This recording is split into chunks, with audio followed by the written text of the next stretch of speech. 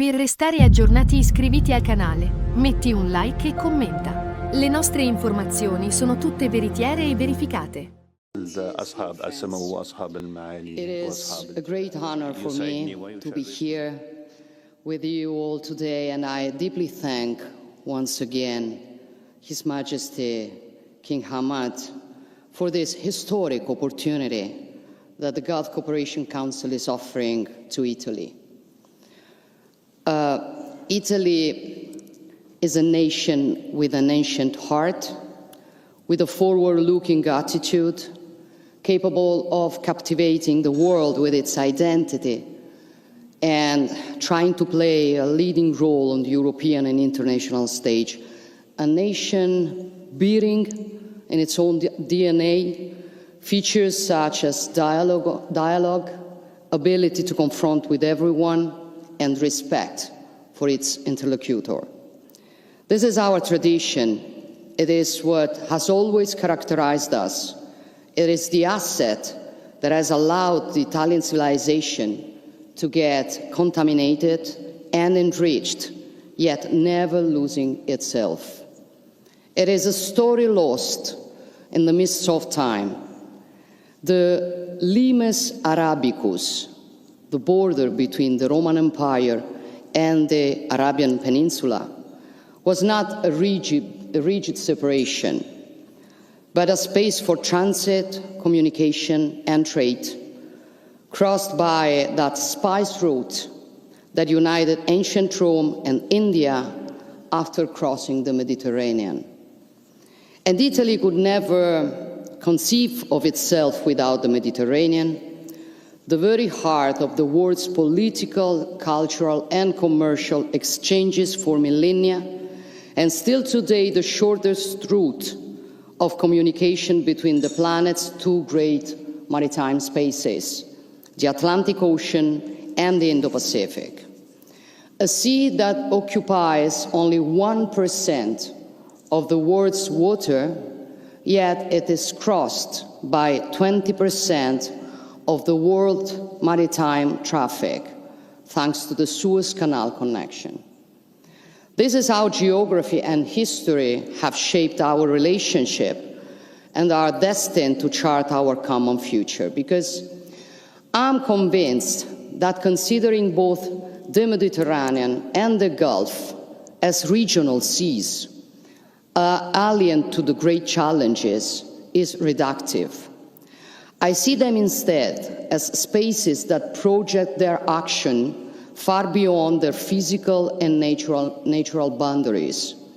Spaces that together can be protagonists of major intercontinental interconnections.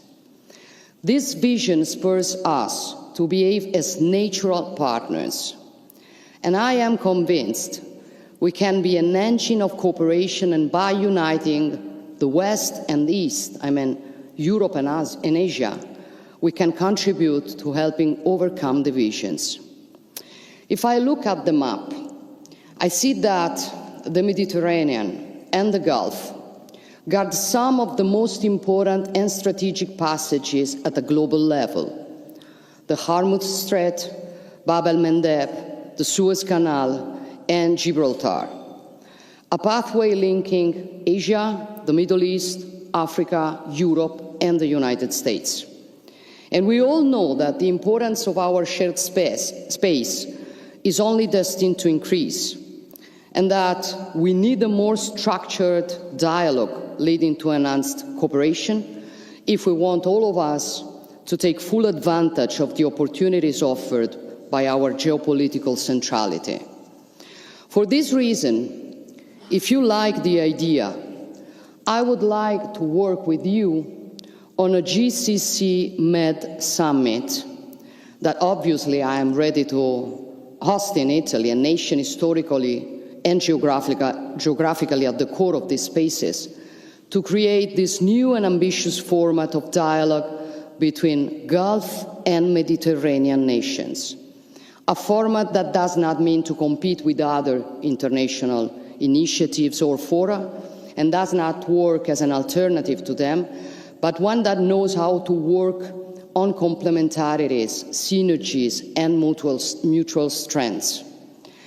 Our goal must be building a common operational platform focusing on the challenges in which we can make a difference together. And the first of these challenges lies in developing economic interconnections, increasingly decisive in the globalized and highly innovative economic landscape we are experiencing. I'm thinking of the India-Middle East corridor, the infrastructure and economic project to connect major port cities in India, the Middle East and Europe, enabling interconnection with the United States. This initiative would allow our economies and businesses to unleash enormous potential. And in it, Italy intends to play a leading role, for example, counting on a crucial hub such as Trieste, the northernmost port in the Mediterranean and the historic maritime gate to the Balkans and the rest of Central and Eastern Europe. Equally strategic is the digital connection domain. At a time when data are increasingly becoming the new fuel of our societies, one of the main projects involving us is the construction of the Blue Raman cable, the maritime backbone to connect Europe to India through Italy, the Mediterranean and the Arabian Peninsula.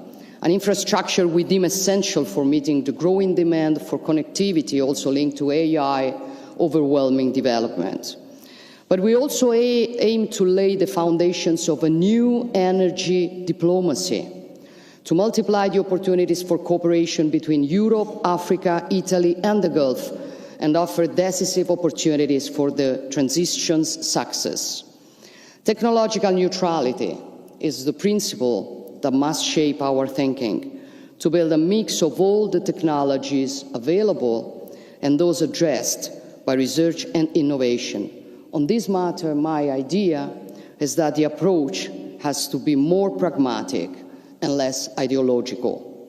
Italy can and will be for the Gulf the gateway to Europe, giving even stronger momentum to economic cooperation that is now worth $35 billion a year, but does not express the true potential of our relation. There is great scope for development, drawing on a typical feature of our way of conceiving partnership with other nations. The Italian system does not just export off-the-shelf products, but provides its partners and their growth and development plans with financial instruments, know-how, industrial skills, and technological capabilities in the most advanced sector. Because the Italian system understands the concept of cooperation as per its original meaning. The word cooperation, let's go to the source, originates from the Latin cooperare, which literally means to work with. True cooperation does not involve an active and a passive subject, one who buys and one who sells, for example.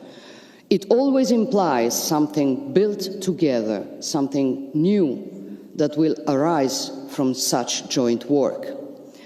Through this enhanced cooperation that I want to build, Italy, Europe, the Gulf nations, but also North Africa and the Middle East can therefore work together for giving birth to something new, in order to build an increasingly secure, stable and prosperous geopolitical space. This is even more important in the Gulf area, which guards sea routes that are crucial and exposed to risks and tensions originating from Middle East instability. Personally, I believe 3 priority paths must be traveled to achieve stability in your region and ours. The first path goes through the Middle East, especially now that the plan presented by President Trump offers a real possibility to build a stable and lasting framework of peace and security. We know well how fragile the truce is and how much work will be taken to turn this opportunity into a long-term reality. But we are all committed to supporting and nurturing the unity of purpose proved by the international community in Sharm el-Sheikh, attaining an uncommon level of sharing and participation. Italy is doing its own part, both by training the Palestinian security forces and providing the aid package for the reconstruction conference. Yet I remain convinced that to ensure the Middle East security and stability it deserves, we must work to attain the two-state structural solution. And we all know this requires Israel's recognition of the Palestinians' right to have their own state and the definitive recognition of the State of Israel's right to existence and security. I'm fully aware this is not an easy path, yet when I look at the leaders around this table, I'm convinced we all want the same thing: a future of peace, a future of prosperity, a future of stability, being able to focus on exchange rather than on humanitarian aid, on strategy rather than emergency, on stability rather than precariousness. We all know this peace proposal is an opportunity that may not be replicated, and this is why Italy intends to support it firmly. The second path goes through Iran. Iran has repeatedly stated it does not intend to get nuclear weapon, and if it is that true, and I want to believe it is, reaching a demanding and credible agreement as soon as possible is essential, with full involvement of the International Atomic Energy Agency to reassure the international community of the exclusively peaceful nature of Iran's nuclear program. As in the past, when we hosted 2 negotiating rounds between Iran and the United States, Italy is ready to offer any useful contribution to restarting a diplomatic process and working with everyone, Iran, the United States, the nations present here, to achieve this shared goal. The third path goes through countering terrorism and extremism. In this, we must keep working with all our available tools, financial, military, judicial. We have achieved remarkable results together, but we are all aware that we can and must do much more. Relations between Europe and the Gulf nations are experiencing a very positive phase, relying on fruitful political dialogue and robust trade relations. This allows us to speak among us also about the growing tensions in Europe linked to instances of Islamic radicalism. In several European contexts, we are increasingly witnessing the phenomenon of Islamic separatism. That is the failure by some Islamic communities to recognize the laws and customs of European nations. This triggers tensions that risk undermining social cohesion and fueling hostility towards Muslim minorities across Europe. And working together is essential for building shared paths to avert fundamentalist proselytism in Europe, enhance fruitful forms of dialogue and discussion between different identities, and concretely support integration paths. But a starting assumption must be the same for all of us. When you choose to live in a foreign nation, you must accept its law, culture, and tradition. For cohabitation is possible.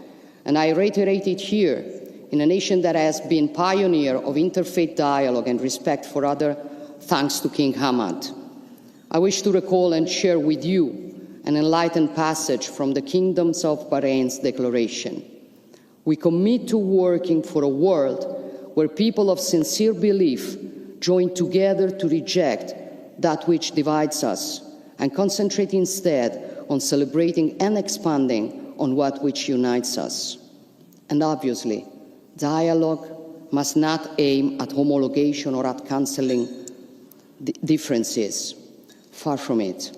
Dialogue must instead help get to know each other, to fully respect each other.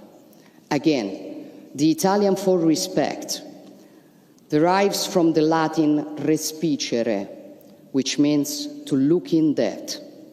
Respect assumes understanding history, culture, roots, and its precondition lies in the awareness and pride of own identity, because only strong identities do not fear confrontation. This is the precondition for jointly defending inevitable assumption of any safe and prosperous society, such as religious freedom and people's rights.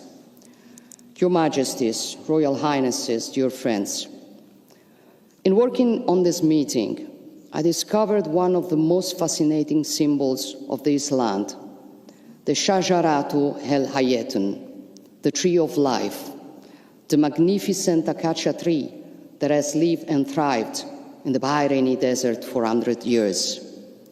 It is a symbol of the impossible that becomes possible, like cooperation between us, like friendship between us, which some would like to make impossible, but which instead can richly flourish for a long time ahead.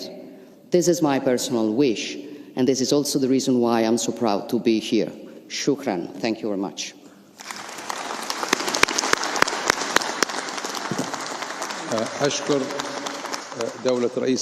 E voi cosa ne pensate? Fatecelo sapere nei commenti.